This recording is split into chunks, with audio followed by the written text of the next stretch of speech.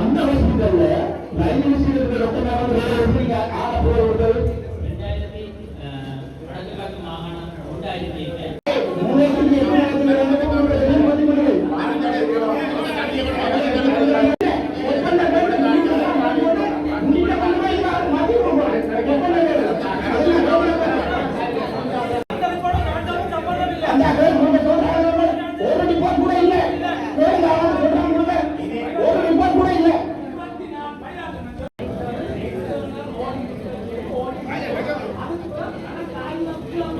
சும்மா நீங்க ஆளால வெளியே போட கூட ஓடிட்டீங்க எல்லாரும் டெய்லி முடிஞ்சல என்ன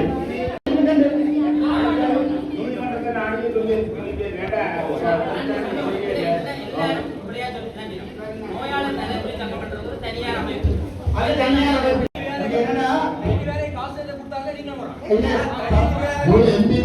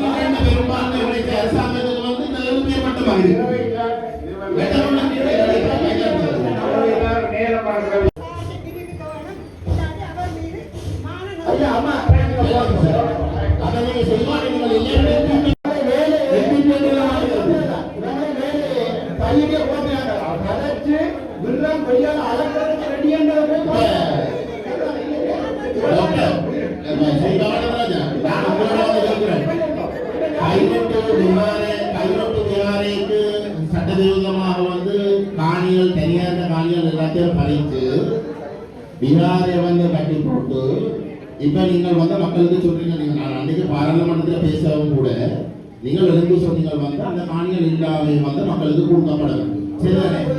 அப்ப கொடுக்கப்பட்ட ஒரு இடத்துல நீங்கள் வந்து அந்த உரிமையாளரை வந்து நீங்கள் வந்து காணியை அளக்கிறதுக்கு வரைக்கும். சரிதானே? அப்ப அந்த உரிமையாளர் போய் உங்களிடம் வந்து கேட்கிறோம், உங்களிடம் இருந்தா நிர்வாகத்தில் இருக்கிறவங்களிடம் வந்து கேட்கிறோம், எங்களுடைய காணியை எங்களுக்கு நாங்கள் திருப்பி எடுக்கிறதுக்கு விருப்பம். வேறு இருக்க கூட அவைக்கு தான் கூட விருப்பம். அதே கேட்கிறோம். என்னடா அவைக்கு ஒரு அனுபவம் இருக்கு. அந்த காணி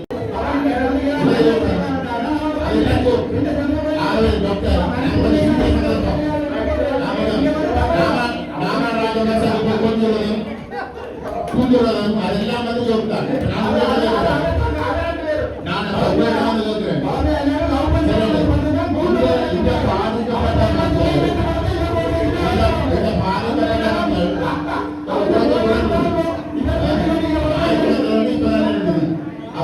பாதிக்கப்பட்ட மக்கள் வந்து உங்களிடம் வந்து கேட்கிறாங்க.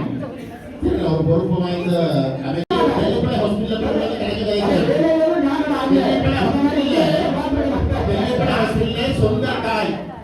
சொந்த தாய் பாதிக்கப்பட்டு டெல்லிப்பள ஹாஸ்பிட்டல்ல இருக்கு. ஒரு நாள் கூட பார்க்க போகுது. ஒரு நாள் கூட பார்க்க போகுது. அதுதான் இன்றைக்கு இருக்கக்கூடிய டெல்லிப்பளை பற்றி புதியவர்கள் வந்து கிடைக்கிறாங்க.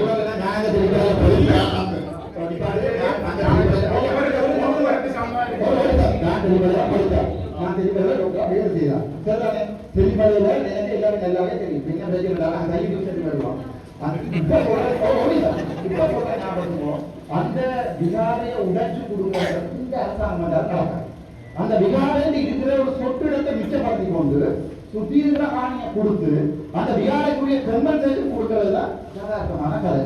அதை யாராவது சொல்லுங்க, விகார உடைக்கிறது கூட்டத்தை போட்டு உடைக்கிறது வாங்கலாண்டு இல்ல இல்ல நீ கொஞ்சம் இல்ல யதார்த்தமா நான் சொல்றேன்.